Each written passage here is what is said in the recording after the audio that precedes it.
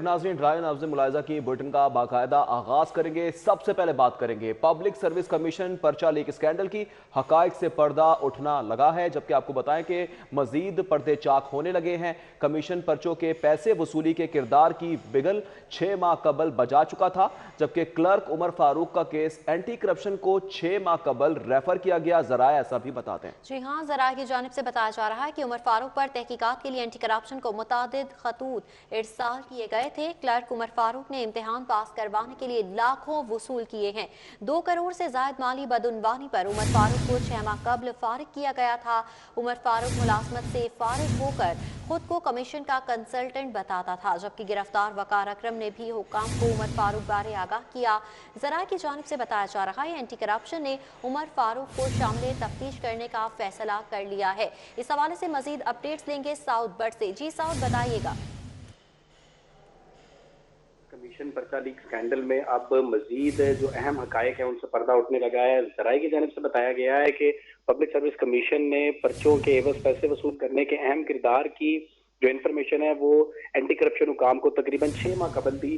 PPSC ने उमर फारूक नामी clerk का केस एंटी करप्शन को 6 माह कबल रेफर किया और एंटी करप्शन को इस्तदा की कि उमर फारूक नामी क्लर्क को हम सर्विस से फारिग कर रहे हैं, इसके ऊपर फौरी तौर पर तहकीकात की जाए। मुबैना तौर पर उमर फारूक लोगों से मुलाकातें करता है और उनको कहता है कि मैं पब्लिक सर्विस कमीशन के अंदर आपको मुख्तलिफ पर्चों के अंदर कामयाबी दिलवा सकता हूँ। फौरी तौर पर इसको ओहदे से फारिग किया गया है, जॉब से फारिग किया गया है, इस पर एंटी करप्शन काम करे। पब्लिक सर्विस कमीशन जराये के मुताबिक उमर फारूक पर तहकीकात के लिए एंटी करप्शन को मुतअद्दिद खतूत भी अरसाल किए गए, लेकिन उस पर जवाब नहीं दिया गया। जराये की जानिब से बताया गया है कि उमर फारूक नामी क्लर्क पब्लिक सर्विस कमीशन में इम्तिहानात पास करवाने के एवज लाखों रुपए वसूल करता रहा और मुबैना तौर पर 2 करोड़ से जायद की माली बेज़ाब्ती के इल्जाम में पब्लिक सर्विस कमीशन ने उमर फारूक को 6 माह कबल बाकायदा तौर पर सर्विस से फारिग भी किया।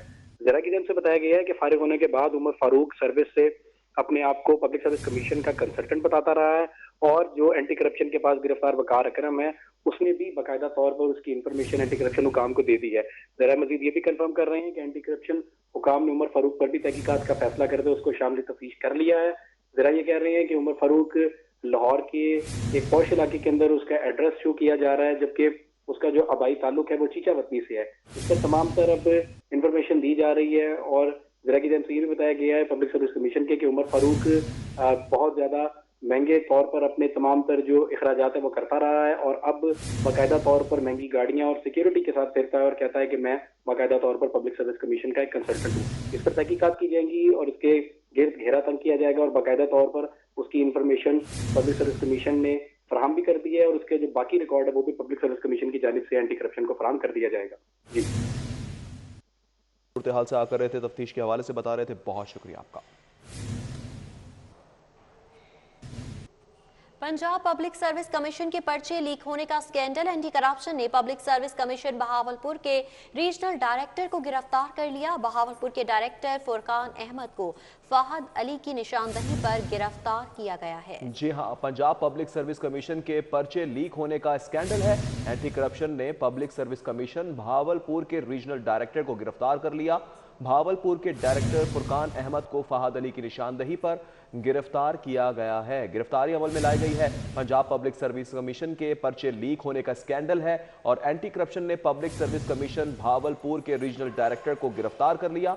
भावलपुर के डायरेक्टर फुरकान अहमद को फहद अली की निशानदही पर गिरफ्तार किया गया।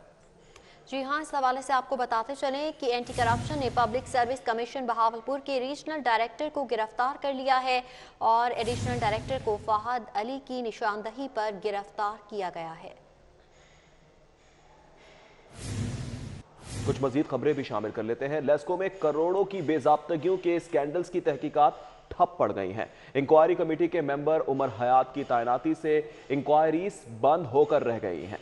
पेप्को ने लेस्को में 2 आला सतह की तहकीकात शुरू कर रखी थी। पेप्को ने शोबा डेवलपमेंट में 75 करोड़ के टेंडर्स की तहकीकात का आगाज किया। मनपसंद कंपनी को टेंडर्स के लिए मौजू करार देने पर तहकीकात शुरू हुई। वेयर हाउस में आतिशदगी से नुकसान पर भी इंक्वायरी कमेटी बनाई गई, जबकि वेयर हाउस में 132 केवी सिस्टम का सामान जलकर राख हो गया था। इस मामले के हवाले से मजीद अपडेट्स लेंगे शाहिद सिप्रा से। जी शाहिद सिप्रा, बताइएगा। जी बिल्कुल, सप्लाई कंपनी में करोड़ों रुपए की बेज़ाब्तगियों पर होने वाली तहकीकात जो हैं एक दफ़ा ठप कर दी गई हैं। उसकी बुनियादी वजह यह सामने आई है कि पाकिस्तान इलेक्ट्रिक पावर कंपनी की जानिब से जो तहकीकाती कमेटी बनाई गई थी उनके एक मेंबर उमर हयात गोंदल को फैसलाबाद से तब्दील करके लाहौर इलेक्ट्रिक सप्लाई भिजवाया गया है और यहाँ पर उनकी तैनाती भी कर दी गई है। ज़रा ने यह बताया है कि चूँकि ये आला सतह की दो जो तहकीकात हो रही थी, जिसमें सबसे पहले ये थी कि शोबा डेवलपमेंट की जानिब से जो 75 करोड़ रुपए का कंडक्टर खरीदा जाना था और उसका एक रिंग जो है लाहौर शहर के अतराफ में बिछाया जाना था ताकि किसी भी किस्म की ट्रिपिंग का वाक़या रूनुमा ना हो, तो उस पर एक पेटिशन फाइल की गई कि जिस कंपनी को ये टेंडर देने की कोशिश की जा रही है वो मनपसंद कंपनी है और जो क्राइटेरिया पर भी पूरी नहीं उतरती और टेक्निकल तरीके से भी वो उस क्राइटेरिया पर पूरा नहीं उतर रही, जिस पर पेप्को की जानिब से तहकीकात का आगाज़ किया गया और 3 रुकनी कमेटी बनाकर जो इंक्वायरी ऑफिसर हैं उमर हयात गोंदल इनको मुकर्रर किया गया। लेकिन लेस्को में तैनाती के बाद अमली तौर पर यह इंक्वायरी भी जो है वो ठप हो गई है। दूसरी जानिब जो आला सतह की तहकीकात का आगाज़ किया गया वो कंपनी के वेयर हाउस में आता। ठीक है, इंक्वायरी ठप होकर रह गई हैं। बहुत शुक्रिया शाहिद नदीम सिपरा। वज़ीर आला पंजाब उस्मान बुज़दार कहते हैं अल्लाह ताला का शुक्र है तबीयत में बहुत बेहतरी आ रही है। डॉक्टर्स की हिदायत के मुताबिक आइसोलेशन में हूँ, चहलकदमी और वॉक भी शुरू कर दी है। वज़ीर आला पंजाब सरदार उस्मान बुज़दार का इस हवाले से मज़ीद कहना है कि सेहतियाबी के लिए दुआओं पर अवाम का शुक्रगुजार हूँ। शहरी बाहर निकलते वक्त मास्क लाजमी पहने। उस्मान बुज़दार की जानिब से शहरियों को ये हिदायत की जा रही है, जबकि उनकी जानिब से कहा गया कि अल्लाह ताला का शुक्र है तबीयत में बहुत बेहतरी आ चुकी है। डॉक्टर्स की हिदायत के मुताबिक आइसोलेशन में हूँ, चहलकदमी और वॉक भी शुरू कर दी है। सेहतियाबी के लिए दुआओं पर अवाम का शुक्र गुजार हूँ। शहरी बाहर निकलते वक्त मास्क लाजमी पहने। उस्मान बुज़दार की जानिब से ये कहा जा रहा है। खेल के मैदान से खबर शामिल करेंगे। PSL 6 में गैर मुल्की खिलाड़ियों के नामों का ऐलान कर दिया गया है। क्रिस गेल, डेविड मिलर और राशिद खान प्लैटिनम रोस्टर में शामिल किए गए हैं। साथ ही साथ डेविड मिलान और डैन ब्राउ को क्रिस लेन और एलेक्स हेल्स मोर्ने मॉकल शामिल किए गए हैं। Mohammad Nabi, Imran Tahir, Dale stand, Tom Benton शामिल किए गए हैं। क्रिस जॉर्डन भी प्लैटिनम रोस्टर में शामिल कर लिए गए, जबकि लिंडल सिम्स और कार्लोस ब्रुथ वेट और साथ ही साथ एवन लुइस भी शामिल किए गए हैं। Van der Dussen, Rilee Rossouw, Colin Ingram के नाम भी शामिल किए गए। मोहम्मद नबी, मुजीबुर रहमान, टॉम बेंटन भी प्लैटिनम कैटेगरी में ही शामिल किए गए। श्रीलंका के मजीद खिलाड़ी भी शामिल किए गए हैं। जी हाँ, बांग्लादेश के मुस्तजीनुर रहमान, नेपाल के संदीप लामीचा ने भी शामिल किया गया है। इस हवाले से आपको बताया कि PSL 2021 की ड्राफ्टिंग 10 जनवरी को लाहौर में होगी, जबकि बताया जा रहा है कि कोरोना की वजह से तमाम मैचेस लाहौर और कराची में ही खेले जाएंगे। इस हवाले से आपको बताते चलें कि PSL 6 के हवाले से गैर मुल्की खिलाड़ियों के नामों का ऐलान कर दिया गया है। क्रिस गेल, डेविड मिलर और राशिद खान प्लैटिनम रोस्टर में शामिल किए गए हैं। डेविड मिलान, डीन ब्रावो, क्रिस लेन और एलेक्स हेल्स, इसके साथ साथ मोर्ने मोरकल को भी शामिल किया गया है। Mohammad Nabi, Imran Tahir, Dale Steyn, Tom Banton भी शामिल किए गए हैं। क्रिस जॉर्डन भी प्लैटिनम रोस्टर में शामिल हैं, जबकि बताया जा रहा है कि Lendl Simmons, Carlos Brathwaite और एवन लुइस भी शामिल किए गए हैं। मजीद कौन कौन से गैर मुल्की खिलाड़ी PSL 6 का हिस्सा बन पाएंगे, जानेंगे हाफिज शहबाज से। जी हाफिज, बताइएगा। हाँ जी बिल्कुल, पाकिस्तान क्रिकेट बोर्ड ने ड्राफ्टिंग लिस्ट का ऐलान कर दिया गया और प्लैटिनम कैटेगरी के लिए 25 गैर मुल्की खिलाड़ियों के नामों का ऐलान किया गया है पाकिस्तान क्रिकेट बोर्ड की जानिब से। और पाकिस्तान क्रिकेट बोर्ड की जानिब से बताया गया कि 10 जनवरी को लाहौर में इसकी ड्राफ्टिंग होगी, जिन खिलाड़ियों के नामों के ऐलान किए गए इनमें कार्लोस ब्रैथवेट, एवन लुइस, दीपिका के Morne Morkel, van der Dussen, Imran Tahir, Dale Steyn, Rilee Rossouw के नाम शामिल हैं।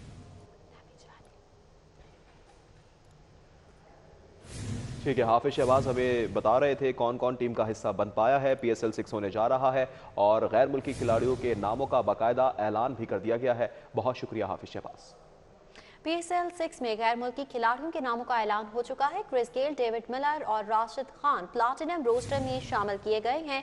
इसके साथ साथ डेविड मिलान, डीन ब्रावो, क्रिस लेन, एलेक्स हेल्स और मोर्ने मोरकल को भी शामिल किया गया है। मोहम्मद नबी, इमरान ताहिर, डीले स्टेन और टॉम बेंटन के नाम भी शामिल किए गए हैं। PSL 6 के हवाले से गैर मुल्की खिलाड़ियों के नामों का ऐलान कर दिया गया है और बताया जा रहा है कि टॉम बेंटन को भी टीम में शामिल किया गया है। क्रिस जॉर्डन भी प्लैटिनम रोस्टर में शामिल होंगे।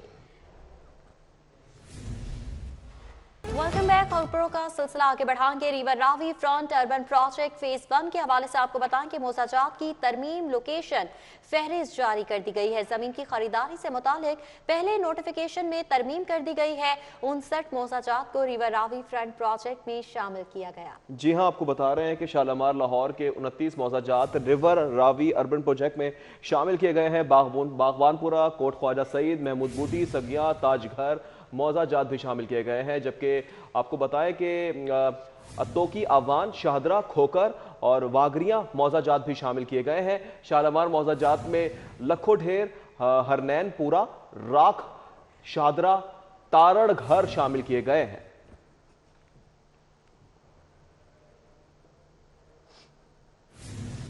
मजीद खबरें भी शामिल करेंगे। आपको बताएंगे एलडीए शोबा स्टेट ब्रांच की मुस्तफा टाउन में कार्रवाई की गई है, जबकि एलडीए ने शहबाज ब्लॉक में 2 प्लॉट वागुजार करवा लिए हैं। जी हां, आपको बताते चलें कि वागुजार करवा लिए गए हैं एलडीए की जानिब से 2 प्लॉट, और ये प्लॉट थे मुस्तफा टाउन में। एलडीए शोबा स्टेट ब्रांच की मुस्तफा टाउन में कार्रवाई। एलडीए ने शहबाज ब्लॉक में 2 प्लॉट भी वागुजार करवा लिए हैं।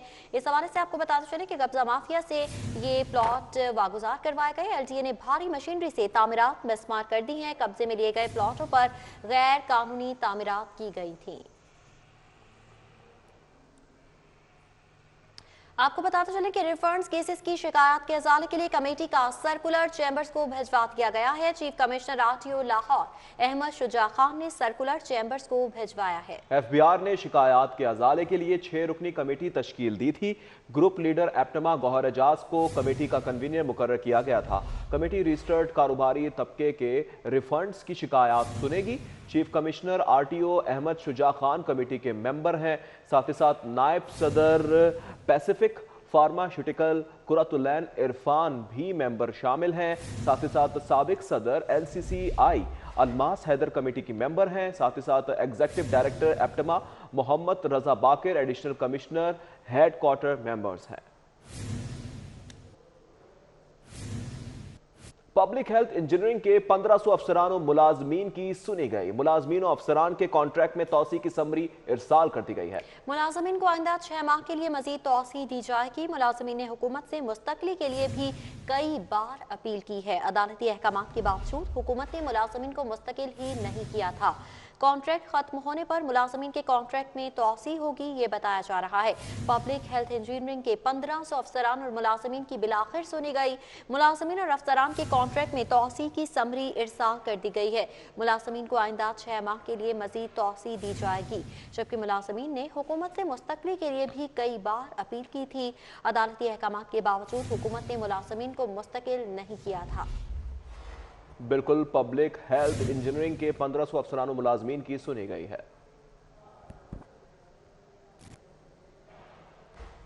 फिफ्थ जनरेशन वॉर से कैसे बचा जाए? आईटी टेक्नोलॉजी की मदद से फिफ्थ जनरेशन वॉर से निपटने की तैयारियां की जा रही हैं। जनरेशन वॉर को कंट्रोल करने के लिए मुकम्मल रिसर्च का फैसला किया गया है। 94 लाख की लागत से रिसर्च रिपोर्ट तैयार, कंसल्टेंसी ली जाएगी। निपटने के लिए डीजीपीआर में सहूलियात के फुकदान को पूरा किया जाएगा। कंसल्टेंसी फर्म सर्वे करके रीस्ट्रक्चरिंग रिपोर्ट तैयार करेगी। फर्म दरकार मशीनरी और जदीद आलात ई गवर्नेंस की रिपोर्ट तैयार करेगी। नए चैलेंजेस से निपटने के लिए डीजीपीआर को मुस्तहकम भी किया जाएगा, ये भी बताया जा रहा है। साथ ही साथ फिफ्थ जनरेशन वॉर से कैसे बचा जाए, आईटी टेक्नोलॉजी की मदद से फिफ्थ जनरेशन वॉर से निपटने की तैयारियां शुरू कर दी गई। जनरेशन वॉर को कंट्रोल करने के लिए मुकम्मल रिसर्च का फैसला किया गया, जबकि 90 लाख से ज्यादा की लागत से रिसर्च रिपोर्ट तैयार की जाएगी और कंसल्टेंसी भी की जाएगी। निपटने के लिए डीजीपीआर में सहूलियात के फुकदान को पूरा किया जाएगा। कंसल्टेंसी फर्म सर्वे करके रिस्ट्रक्चरिंग रिपोर्ट तैयार करेगी।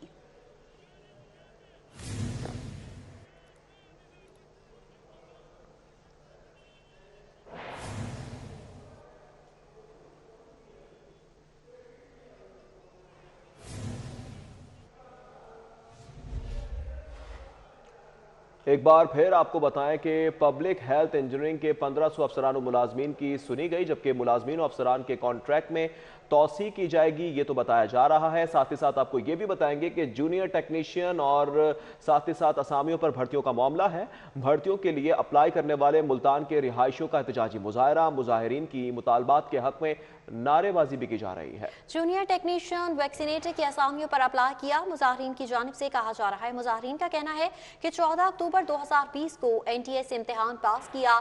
इंटरव्यू में 1 या 2 साल डिप्लोमा वाले उम्मीदवारों को तरजीह दी गई है। मुतासरीन की जानिब से ये बताया जा रहा है। इस हवाले से आपको बताते चलें कि हमारे पास 4 माह का वक्त था, ये बताया जा रहा है। आगे बढ़ेंगे, आपको खबर दें कि वज़ीर आला उस्मान बुज़दार के मुशीर के लिए 40 करोड़ का इमदादी पैकेज मुस्तरद कर दिया गया है। काबीना कमेटी को पहले से दी जाने वाली मंजूरी वापस लेने का हुक्म दे दिया गया है। मुशीर बराए सेहत हनीफ पताफी को हल्के के लिए 40 करोड़ दिए जाने थे। साथ ही साथ फंड से हनीफ पताफी के हल्के में सीवरेज का मंसूबा मुकम्मल होना था। महकमा हाउसिंग ने हल्के के लिए 40 करोड़ रुपए अखराजात का तखमीना लगाया था, यह भी बताया जा रहा है। साथ ही साथ आपको बता रहे हैं वज़ीर आला पंजाब उस्मान बुज़दार के मुशीर के लिए 40 करोड़ का इमदादी पैकेज मुस्तरद कर दिया गया। काबीना कमेटी को पहले से दी जाने वाली मंजूरी वापस लेने का हुक्म दे दिया गया। मुशीर बराए सेहत हनीफ पताफी को हल्के के लिए 40 करोड़ दिए जाने थे। जी हाँ, फंड से हनीफ पताफी के हल्के में सीवरेज का मंसूबा भी मुकम्मल होना था। फंड्स क्यों रोके गए हैं जानेंगे अली रामे से। अली बताएगा वजह क्या बताई जा रही है? जी बिल्कुल, ये वज़ीर पंजाब की हिदायत पर ही अब ये पैकेज जो है वो मुस्तरद किया गया है, क्योंकि महकमा हाउसिंग की तरफ से एक डिमांड की गई थी, क्योंकि वज़ीर के मशीर हनीफ पताफी ने ये महकमा हाउसिंग को रिक्वेस्ट की थी कि उनके हल्के में मुख्तलिफ तरक्याती मनसूबाजात की तकमील के लिए पैसे फंड जो है वो दिए जाएँ। तो उस पर 40 करोड़ रुपए की लागत का तखमीना बना के अवान वज़ीर आला को सार किया गया कि सप्लीमेंट्री ग्रांट के तौर पर इनके हल्के को बजट जो है वो फौरी तौर पर दे दिया जाए। लेकिन अवान वज़ीर आला की तरफ से कैबिनेट कमेटी बराए खजाना को अहकाम दिए गए कि वो इस पर लुक आफ्टर करें, लेकिन कैबिनेट कमेटी बराए खजाना ने इसको अवलीन तरजीह बुनियादों पर इसकी अप्रूवल दी। और आपको याद होगा कि वज़ीर आला पंजाब ने एक कमेटी 47वीं कमेटी कैबिनेट कमेटी बराए खजाना उन्होंने लास्ट चेयर की थी, लेकिन उस कमेटी के जो मिनट्स ऑफ मीटिंग जारी हो, इसमें वज़ीर आला पंजाब ने हदायत दी है कि ये एजेंडा जो है वो मुस्तरद कर दिया जाए, इसको डेफर कर दिया जाए और इस पर महकमा हाउसिंग को कहा है कि फौरी तौर पर इस पर नजरसानी की जाए, क्योंकि ये बजट बहुत ज्यादा है और 40 करोड़ रुपए किसी एक मशीन। ठीक है अली रामे, बहुत शुक्रिया आपका। वेलकम बैक नाज़रीन। अंडों की सरकारी निखनामे के बरक्स फरोख्त पर डिप्टी कमिश्नर लाहौर ने नोटिस ले लिया है। असिस्टेंट कमिश्नर्स और प्राइस कंट्रोल मजिस्ट्रेट्स को सरकारी निखनामे पर अमल दरामद कराने की हिदायत कर दी गई। इस हवाले से तफसीलात जानेंगे राव दिलशाद हुसैन से। जी राव, अपडेट कीजिएगा। बिल्कुल जी, लाहौर शहर में अंडों की खरीदो फरोख्त के हवाले से मामला अब लाहौर हाई कोर्ट में पहुंच चुका है और ज़्यादातर जो शहरियों की शिकायत इससे मुतल्लिक ये आ रही है कि जो रेट्स जारी किए जाते हैं ज़िला इंतज़ामिया की जानिब से सरकारी निरखनामे के एन मुताबिक अंडों की फ़रोख्त जो है वो नहीं हो रही। इस पर बात करेंगे डिप्टी कमिश्नर लाहौर से। डी साहब बताएंगे क्या वजह है? हर तरफ हम देखते हैं कि कार्रवाइयाँ होती हैं, FIRs होती हैं और उसके बावजूद एग्जीक्यूशन नहीं हो पा रही इस पर कि अंडों को उनके मुकर्रर करदा निरख के मुताबिक सरकारी निरखनामे के मुताबिक फ़रोख्त किया जाए। देखिए, लाइफ स्टॉक और एग्स का डेफिनेटली जो उसका इशू डिफरेंट है, क्योंकि उसके निर्ख हम मुकर्रर नहीं करते। उसके निर्ख एसोसिएशन उनका खुद मुकर्रर करती है, लाइफ स्टॉक की जो एसोसिएशन है वो मिल के मुकर्रर करती है। उस लिहाज से जो भी रेट निकलता है उस रेट को इम्प्लीमेंट करवाते हैं, हमारे मजिस्ट्रेट्स करवाते हैं, जहाँ पर फिर उसकी वेरिएशन होती है हम जुर्माने करते हैं। लेकिन आपने देखा है कि क्योंकि इसका राइज़ हुआ था ब्रॉयलर मुर्गी का भी, उसकी कीमतों में भी और अंडों की कीमतों में भी, उसके बेपनाह वजूहात है, क्योंकि सप्लाई डिमांड का मसला है, लोगों ने फ्लॉक डाला नहीं, वो भी एक इशू है, एक्सपोर्ट का इशू भी है और बड़े मसाइल हैं उसके अंदर। सो जो रेट अभी निकलता है हम तो ठीक है। राव दिलशाद हमें तफसीलात से आकर रहे थे, आपका बहुत शुक्रिया। आवाम पर महंगाई का एक और बोझ। महकमा एक्साइज ने मोटरसाइकिल और रिक्शे की नंबर प्लेट्स की कीमतें बढ़ाने का फैसला कर लिया है। कीमत बढ़ाने की समरी अगले 2 रोज में हुकूमत को भिजवाई जाएगी। मजीद तफसीलात जानेंगे अली साही से। अली साही बताएगा, महंगाई तो पहले ही है, एक और बम गिराया जा रहा है, कितनी कीमतें बढ़ाई जा रही हैं? जी बिल्कुल, महकमा एक्साइज की जानब से जब भी गाड़ी या मोटरसाइकिल रजिस्टर्ड की जाती है तो उसका फौरी तौर पर 7 स्मार्ट कार्ड और इसके साथ साथ नंबर प्लेट जारी की जाती हैं। लेकिन पिछले तकरीबन 2 साल से कॉन्ट्रैक्ट ख़त्म होने की वजह से 18 लाख के करीब जो नंबर प्लेट्स हैं वो पेंडिंग है। इसी हवाले से हम बात करेंगे एडिशनल डीजी शकील रहमान से, उनसे पूछेंगे कि सर ये बताइएगा किस तरह ये नंबर प्लेट्स का बहरान जो है इस पर काबू पाएंगे, कब तक डिलीवरी शुरू हो जाएगी और क्या जो कीमतें हैं इसमें कोई इजाफा होगा? जी अली साहब, जिस तरह आपको पता है कि हमने अक्टूबर के आखिर में इनसे G2G government to government NRTC से कॉन्ट्रैक्ट साइन किया था और उसके बाद उसमें हमने उनको वो परचेज़ ऑर्डर भी जारी कर दिया और अब अंडर प्रोसेस है सारा। और तकरीबन ये है कि एक जो अभी कोरोना की वजह से कुछ थोड़ा यूरोप से, क्योंकि उन्होंने इंपोर्ट करना है रॉ मटेरियल, उसका जो शीट्स हैं एलुमिनियम की, वो उसमें शायद थोड़ा कुछ दिन लगेंगे और बाकी सारी उनकी तैयारी मुकम्मल है। और इंशाल्लाह जो हमें उन्होंने इन राइटिंग हमें बताया है वो मार्च के महीने से वो पहली जो खेप है वो शुरू करेंगे और 20,000 इनकी कैपेसिटी होगी पर डे नंबर प्लेट्स बनाने की। और इसी तरह हमने डिलीवरी के लिए BPITB के साथ TCS के साथ हम सारा पहले से एक डिस्ट्रीब्यूशन प्लान उसके ऊपर भी वर्किंग कर रहे हैं ताकि शहरियों को अपनी नंबर प्लेट्स जो पिछली भी और नई भी हासिल करने में कम से कम मुश्किल पेश आए। अच्छा, इसमें कोई इजाफा हो रहा है पहले की निस्बत कीमतों में? जी मामूली इजाफा है, कुछ तकरीबन उतनी प्राइस है, एक या दो चीज़ों में। ठीक है, नंबर प्लेट्स की कीमतें बढ़ाने का मुरासला लिख दिया गया है। अली साहिब, बहुत शुक्रिया आपका। ब्लड कैंसर में, थैलासीमिया में, हीमोसीमिया में के मरीज हैं, मेरा ख्याल है कि मैं बिल्कुल ये बात यकीन से कह सकता हूँ कि शायद ऐसी सर्विस जो है, इस तरह की खिदमत जो है शायद यूरोप में भी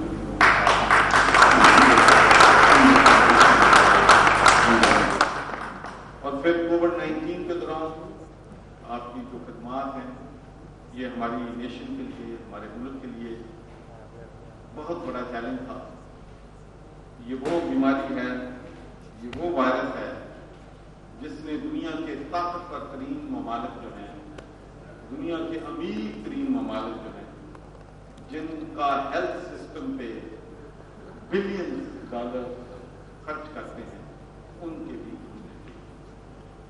और अल्लाह ताला की ये हम पे खुसूसी शफ़क़त है, मेहरबानी है और ये हमारे बुजुर्गों की और लोगों की दुआएं हैं जिनकी वजह से हमने कोरोना वायरस को कंटेन करने में कामयाब हुए। बहुत से लोग, मैं ये आपसे शेयर करना चाहता हूँ कि बहुत से लोग हमारे doctor, GP, politician, members of parliament, जब मेरी उनसे बात होती है तो वो मुझसे पूछते हैं कि पाकिस्तान एक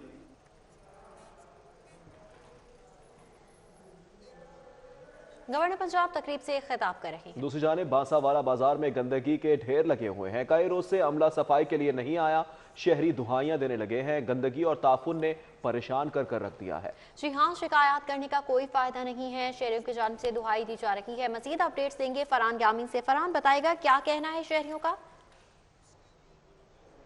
वाला बाजार में मौजूद हो और शहर के दीगर मकामात की तरह यहाँ भी कचरे के अंबार लगे हुए, बदबू है, ताफुन है, खड़ा होना माहौल है। जैसा शहरी मौजूद है, बताइएगा कि इतने कचरे के अंदर किस तरह गुजारा होता है? जी यहाँ पे तो जीना बहाल हो गया है। PDA की हुकूमत जब से आई है तकरीबन 3 साल हो गए हैं इनको, तो इनसे एक सफाई वाला निजाम नहीं इनसे संभाला जाता। 10 से 15 दिन हो गए यहाँ पे ये हाल है। आप इसको छोड़े, मेरे साथ थोड़ा सा आगे हैं, जगह जगह पे कूड़े के ढेर लगे हैं, गली मोहल्लों में जीना हराम किया हुआ है इन्होंने, गुजरना मुश्किल हो गया है। 100 नमाजी होते हैं, नमाज के लिए जाना होता है, तो कोई इनका इस तरह का सिस्टम नहीं है। समझ से बाहर हुआ है, बीमारियां, मच्छर देखेंगे। अब आप देखें ना, यहाँ पे बारिश हो गई और किस तरह गंद पड़ा हुआ है, समझ से बाहर है कि ये किस तरह इनका निज़ाम चलेगा। जी बिल्कुल, शहरी हैं जो कह रहे हैं कि उन्हें समझ नहीं आ रहा है कि किस तरह सफाई की जाएगी, क्योंकि बारिश के बाद तो जो सूरत हाल है मज़ीद अबतर हो गई है। 15 रोज़ हो गए यहाँ से कचरा उठाने के लिए कोई नहीं आया, जिसकी वजह से जो ना सिर्फ दुकानदार बल्कि अहले इलाका को भी मुश्किलात का, हर तरफ कचरा ही कचरा है। फरहान यामीन, बहुत शुक्रिया आपका। मुस्लिम लीग नून के अराकीन ने कौमी और सूबाई असम्बली अली परवेज मालिक और चौधरी शहबाज अहमद की नौमुंतखब ताजिरान शहर रोड बागबानपुरा से मुलाकात हुई। मुलाकात का अहवाल जान लेते हैं उमर असलम से। जी उमर। जिस वक्त मैं सिंहपुरा में मौजूद हूँ जहाँ पर मुस्लिम लीग नून के रुकने कौमी असम्बली अली परवेज़ मलिक और रुकने सूबाई असम्बली चौधरी शहबाज अहमद से शहर रोड के ताजरान ने मुलाकात की है। कूड़ा करकट जो शहर में बहुत ज़्यादा हो गया उस हवाले से भी शिकायत की हैं। इस हवाले से बात करेंगे MNA अली परवेज़ मलिक से। अली साहब, कूड़ा करकट का ढेर लगा हुआ है यहाँ पर, शहर रोड की बात की जाए, बागवानपुरा की बात की जाए और फिर आज जो ताजरान वो मिले आपसे, उस हवाले से। देखें, बिल्कुल ठीक आपने कहा, ये जो वफ्द आज आके मिला है, सबसे पहले तो यहाँ पे इनकी एक नई तंजीम आई है तो हमने सबको मुबारकबाद दी है। यहाँ पे अंजुमन ताजरान शहर रोड के जो सरपरस्ते आला हैं वो हमारे यहाँ पे चेयरमैन भी हैं, एजाज टीपू साहब वो मौजूद हैं, बॉबी भट्ट साहब मौजूद हैं, उनके चेयरमैन मलिक वसीम साहब यहाँ पे खड़े हैं, जबार साहब उनके सेक्रेटरी जो मुंतखब हुए हैं। हम सबको मुबारकबाद दी और जब आप बैठते हैं दोस्तों के साथ तो उनके साथ उनके जो मसाइल वहाँ पे शहर रोड के थे वो भी डिस्कस हुए। और आप बिल्कुल ठीक कह रहे हो, पूरा लाहौर जो शहबाज शरीफ साहब ने बेपनाह मेहनत के साथ खूबसूरत करके बनाया था वो आज क्या शक्ल इख्तियार कर गया है वो आपके सामने छोटी सी उसकी तस्वीर पीछे भी नज़र आ रही है। ठीक है उमर असलम, बहुत शुक्रिया आपका। कच्ची आबादी सर्वर टाउन में PCC के तरक्याती काम मुकम्मल हो गए। रुकन सूबाई असम्बली मलिक नदीम अब्बास बारा ने इफ्तिताह कर दिया है। सर्वर टाउन में PCC के कामों की इफ्तिताही तकरीब में पहुंचने पर मलिक नदीम अब्बास बारा का शानदार इस्तकबाल किया गया। इस मौके पर मलिक नदीम अब्बास बारा का कहना था कि हमने अपने हल्के में टारगेट करके ऐसी आबादी में तरक्याती कामों को तरजीह दी है। न्यूज़ स्टूडियो से फिल वक्त इतना। देखते रहें सिटी 42।